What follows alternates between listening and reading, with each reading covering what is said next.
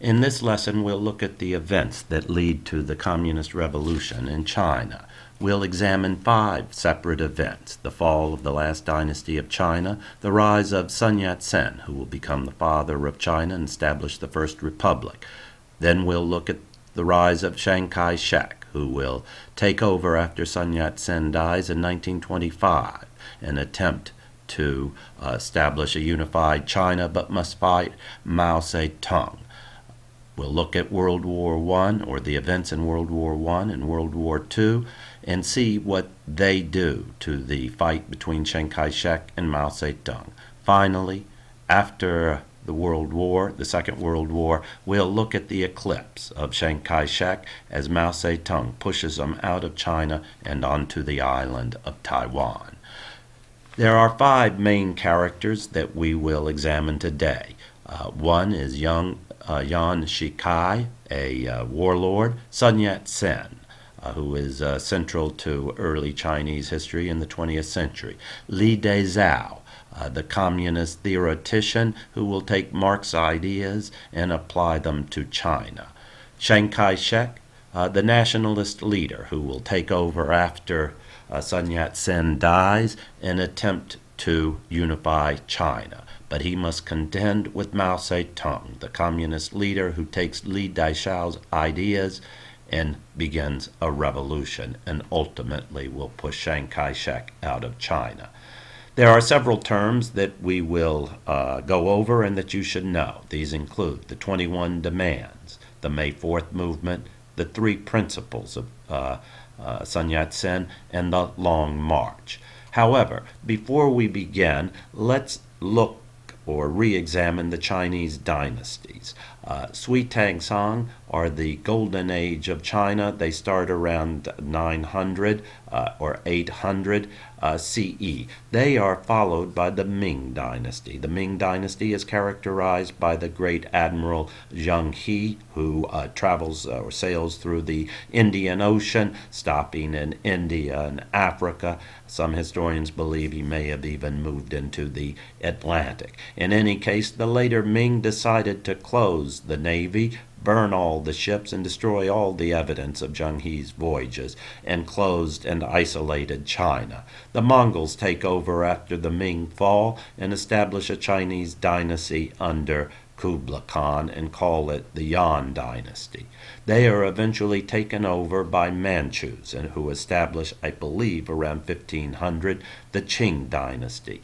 It is this dynasty that we see at the beginning of 1900. It is under the Qing Dynasty, for example, that Britain fights the Opium War and then begins to carve up China into spheres of influence. It is under this dynasty in the late 1800s that the Boxer Rebellion occurs, an attempt to get rid of the foreign influence, and then later the Taiping Rebellion. These are some of the major reasons why the Qing dynasty finally falls. They blame the foreign influence on the Qing. The Taiping Rebellion is an example of that inability to believe in the Qing anymore. And then the final straw is China's loss to Japan in a war in 1894. This allows Sun Yat-sen, who has been studying abroad, who has lived in Europe, the United States, and Japan, plotting to overthrow the Qing government. He comes back and is able to do exactly that for the reasons we just outlined. Sun Yat-sen comes to power and bases his government on the 3 principles of the people. These 3 principles include the idea that the people are sovereign, or democracy. What you see here is people's rights, which really means democracy. He believes in nationalism, and by that he's talking about an end to foreign imperialism. Finally, he talks about the economic development or livelihood, industrialization, land reform, and social welfare, a mixture of elements of progressivism and socialism. His republic will last a few years, but in 1915, Japan invades and issues China a set of demands known as the 21 Demands. The upshot, in a nutshell, these demands allowed Japan access to coal and iron deposits, to ports in China, and finally gives them some control of internal affairs. It is a humiliation of Japan that neither Sun Yat-sen or some of the warlords used to repudiate Japan. So their ability to rule will end. Sun Yat-sen goes into exile, and then in 1919, after World War I, students and teachers begin to march and strike. These march and demonstrate. These demonstrations included boycotts of Japanese goods. The aim was to turn China into a liberal democracy. There was a call for liberation of women, but all were meaningless in the face of warlords. So, in the late 20s, on the map on the left, you can see the three groups who control China. Japanese control are the red here, and they also control Korea. The warlords, Yuan Shikai among them, control this central portion that includes Beijing. And then the party of Sun Yat-sen, the Nationalist Party, has this area of China that is pink. This is the late 1920s. Sun Yat-sen dies in 1925, and the young military general Chiang Kai-Shek has come to replace Sun Yat-sen, and in the late 20s he becomes the leader of the Nationalist Party. He begins to try to unify China. At the same time that Chiang Kai-shek is coming to power in the Nationalist Party, Li Dezhou, a peasant and an influential thinker, begins to form a study circle. And in that study circle, he outlines Marxian ideas and how they might apply to China. His biggest idea and most important departure from Lenin is a focus on the peasant as a vanguard of the revolution. Lenin looked at the urban worker as the vanguard who would overthrow the factory worker. So Mao Zedong, a young revolutionary, joins the study groups and takes up Li's ideas about the peasants who are miserable because of high rents paid to big landlords, who are plagued by disease and famine and starvation. So they will become the vanguard of the revolution. So meanwhile, Chiang Kai-shek is working hard to get rid of the communists. He has become recognized as the de facto leader of China and begins to eradicate the communists. He, in 1927, begins a bloody massacre of those communists, and that massacre will lead Mao Zedong, pictured here, to retreat. He will take all his followers, 90,000 of them, and retreat, marching over 60,000 miles. So this retreat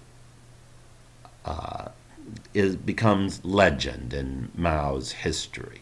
So here is a map of that retreat. Here is a animated map showing you the march. Many followers die, but it does allow Mao Zedong to regroup and to come back and fight another day.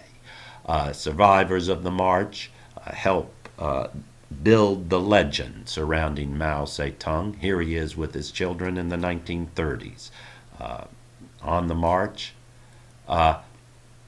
So we have in the early 1930s Chiang Kai-Shek working hard to unify China, get rid of the communists, and Mao Zedong has retreated. In 1937, Japan invades. Japanese aggression does a lot of bad things in China. Bombing of Shanghai, the rape of Nanking that we saw when we looked at the war in the Pacific, where over 30,000 Chinese POWs were killed by the Japanese. So the invasion wreaks horrible and terrible damage in China as we go through these slides. So at the end of World War II, Mao Zedong comes back from his retreat to fight Chiang Kai-Shek. He is able to push Chiang Kai-Shek and his Kuomintang party, or the Nationalist Party, out of China onto the island of Taiwan. Here you see in 1946, it takes 3 years before he has pushed Chiang Kai-Shek out of China. He will establish a communist country, calling it, Chiang Kai-Shek, this is Chiang Kai-Shek in Taiwan, who, with his wife, will remain there until he dies in 1975. The communists are able to succeed because of the support of the peasants, support of the women, guerrilla war tactics, the feeling that the nationalist government was corrupt, which it was, and the feeling that they allowed foreigners to dominate China. So that takes us to the Great Leap, and that is Mao Zedong's attempt to modernize China.